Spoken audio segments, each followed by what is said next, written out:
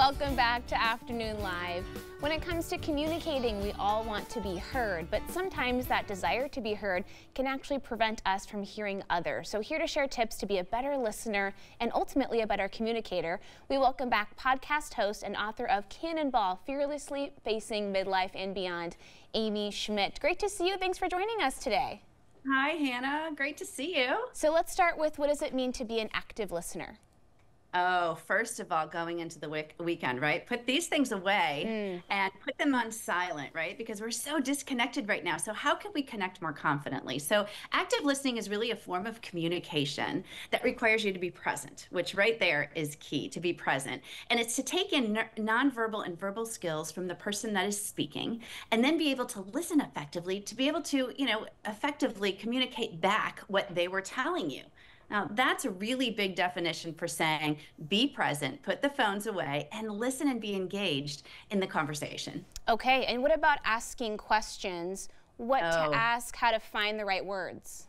Yeah, I think that's a great question, because when you're listening, sometimes you can get a bit distracted, or if something they're talking about, if it's at work, for example, it's a little confusing, you just simply say, you know what, you are so passionate about what you're talking about, and I don't quite understand this. Would you explain it a little bit, a little bit differently? Can you explain it so I can understand a little better? So non-judgmental questions is the best way to be an effective listener. Yeah, that's a great way to put that, really frame it in a graceful way. Let's talk about body language, your own, and then paying attention to the other person's as well. Yes. And you know what? So often, right, we do this, and if it's chilly or something, we're doing that, but we don't want to be closed off. We want to be facing the person. We want to be looking at the person. And it's funny, because a book just came out recently about generation being very anxious, this generation. It's because a lot of times we get distracted. We're on our phone, maybe we're emailing somebody, and we're not really present with that child or with that person. So we really want to watch our body language. We want to be looking at them. We want to have our hands at our side, and, really be attentively paying attention, concentrating. What about empathy? How do you show that in an appropriate way when maybe there's somebody's describing something that you don't necessarily relate to, but you still want to make that connection? Right. And Hannah, are you one of those people that kind of shows it on your face? I know I have no poker face. I have no poker face, exactly.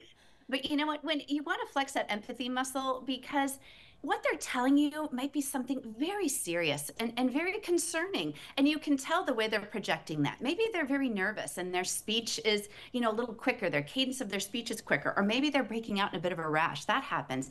Be empathetic to that. Realize how that person is delivering that message, how they're feeling when they're telling you. Okay, and you have a long list of things to avoid, what not to do in a conversation. Yeah, I think the biggest one is interrupt. Right? So often we are at the edge of our seat and don't want to quite listen because we're ready to jump off and say, okay, I know what you're saying, but. So we really don't want to interrupt. And that's sometimes we have to kind of just bite our tongue a little bit and wait until they're finished. So that's a big one. Don't be impatient. Also, just, think about the opinion that they're expressing. Now, you may not ultimately agree with it, but at the end of the day, you want to be patient, you want to be graceful, and that's gracious, and that's just the way it is. And another thing, don't go on the defense. That's another thing that happens quite often. Yeah, and related to that judgment, you kind of mentioned that using non-judgmental language, but in your own listening as well, don't make those judgments as best you can. Yeah, exactly. And I think, when we're talking with, think about the adults here. We're going into a season of elections. We're going into all sorts of different things in May with kids, mayhem, I call it, because you've got all sorts of kids things going on in activities, and you get overscheduled, and then you get a little stressed, and then you get a little anxious, and your opinions just are right there and you're ready to spew them out. But, really be conscious of how you're listening and how you're being gracious and how you're actually flexing that empathy muscle. That's a really great way of being a good listener. Yeah, and what about not projecting your ideas onto other people? That can be kind of tough when you're not really sure, I guess, exactly who you're talking to sometimes. Exactly. And I think a way is always expressing back to them that you are interpreting and hearing what they're saying. Even if you don't agree with it, say, so what you're saying is this. Can you just reflect on that a little bit more? I want to understand more about your point of view. So, so the conversation is two ways and not one-sided. And then you can really check any expectations that you had before the conversation, and having that open mind might help you listen better as well. Open mind, open heart. That's always the way to do it. Absolutely. Okay. What about the body language I guess, Yes. negative connotations of certain body language types? Well, and it's so easy to kind of, I think one of the biggest body language things, and I have my phone sitting here because I know one of my kids from college will be calling, but when you have your phone and it's so easy to do, you can think you're just simply sending a quick text or you're just simply, shutting something down on your phone. But actually, that's very distracting to the person that's trying to engage with you. And we are a society that is so easily distracted now, right? We have an attention span of, what did Ted Lasso say? I think like a goldfish. I mean, we have no attention span anymore. So we have to make sure that we really are concentrating on that relationship. There's nobody better way to connect with a person than to have a conversation that is engaging, that is genuine and authentic. And that's how you build friendships. It's one of the best ways to connect. And we're in a very disconnected world right now.